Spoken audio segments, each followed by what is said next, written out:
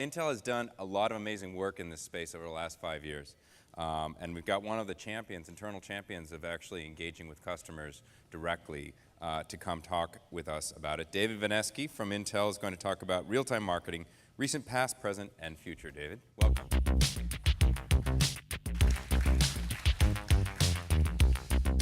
How's everybody doing today? Good? I won't have any scary movies, and I'm not giving away books, but we'll talk a little bit about Intel. I work in America's marketing group, and this year we launched probably one of our most important products, the all-new 2010 Core processor family. We did that in kind of an announcement way early on in the year, and then went out with a big event strategy through the first half of the year. And as part of that, we looked at events that were important to consumers digesting broadcast TV. Rather than just being satisfied with a 30-second spot, though, we wanted to actually engage the customer as they were experiencing this live on TV. Super Bowl, Oscars, March Madness. We haven't been in the Super Bowl for the last 12 years. We've never been an Oscars advertiser, and we haven't done as expansive an integration with March Madness ever. It was an important recognition by the media, there we go, for having a presence in each of these activities. I spent a bit of time talking with the likes of Computer World and the New York Times about why we were in the Super Bowl and how we were actually activating our presence there. Like I said, we weren't just satisfied with a 30-second spot. We actually, for the first time ever, really used it as a platform to engage the customer in conversation and really understand what they were thinking about and reacting to our advertisement. Can you run that? How many people saw this spot in the Super Bowl? Are you kidding? These new Intel Core processors are the most amazing technological achievement in the history of the company. No, I'm serious. I think they're the greatest thing that we have ever made. Absolutely, nothing surpasses it. You know what I mean?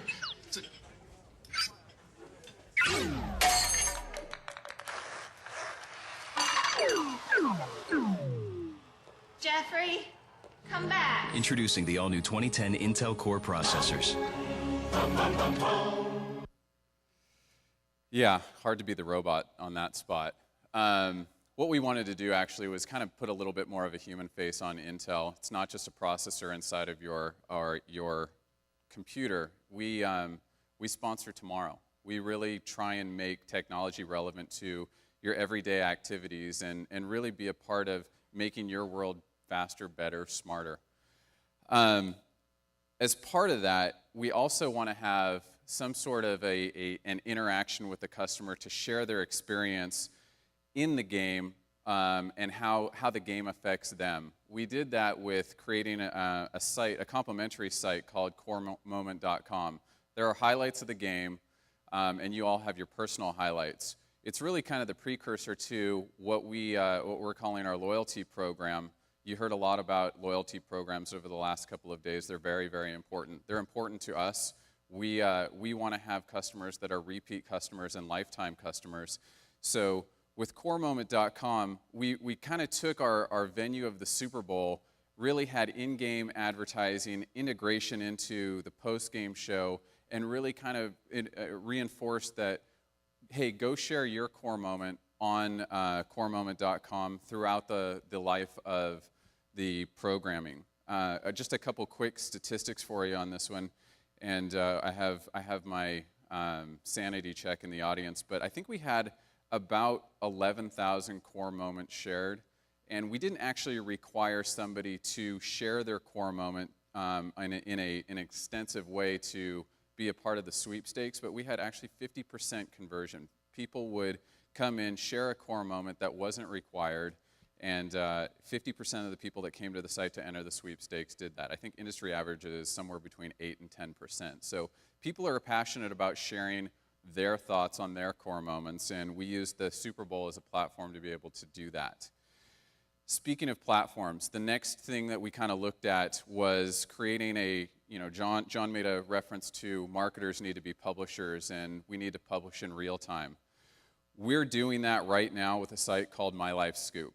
and this is in conjunction with Federated Media. Federated, my contact there, Jason Ratner, came to me with an idea and said, hey, I really think that we need to take a different spin on how people feel about technology, make it relevant to them, and really make it a part of their everyday life. We've done a pretty big audience shift. We've gone from, a really technical person that is always buying new computers, always refreshing, and they may have 2 or 3 computers in their house, to somebody that may or may not have a computer or may not have bought a new computer in the last 4 or 5 years. That's our audience right now. As a result, we need to give them a reason for why technology is important to them. So make it relevant to what their everyday tasks are, make their everyday tasks easier, and do it through the power of technology. The crux of the program is this platform called My Life Scoop. It doesn't end there, though. We wanted to really create kind of a distributed publishing model, and we extended out into the social graph with Twitter and Facebook, but also syndicated that content out to other major influential publishers like MSN, like Lifehacker, Fast Company, and Mashable. We've gotten a great response. It was a difficult program to get off the ground. Social is still a little bit of a difficult medium for a company like Intel to adopt fully without any hesitation.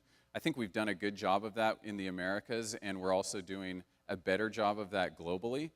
But a program like this where we're spending a fairly substantial amount of money, there are significant KPIs that we address, key performance indicators that we address to make sure we're on track and that we're spending our money effectively.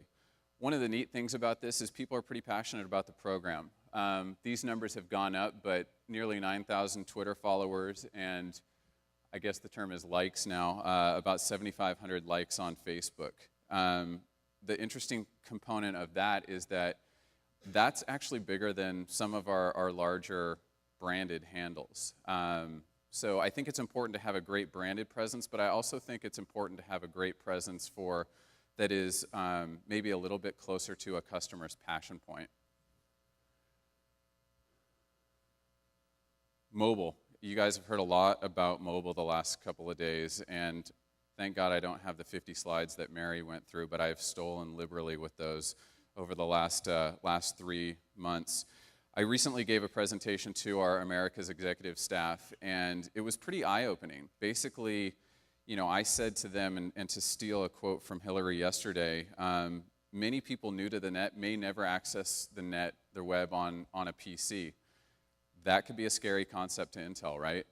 We're not in a lot of these devices from a processor perspective, but this is a very important medium for us. It is always on, it's always with the person, and if we have the ability to influence a sale or give some help at point of purchase in a retail environment, or run compelling contests on Foursquare or Gowalla with our important retail partners, conversion is a huge opportunity for us at point of sale. If we can have them put Intel in their shopping cart and make that last mile decision on a device that's with them when they're making that important decision, we've done our job. That's it. Thank you very much. Thank you, David. Thank you.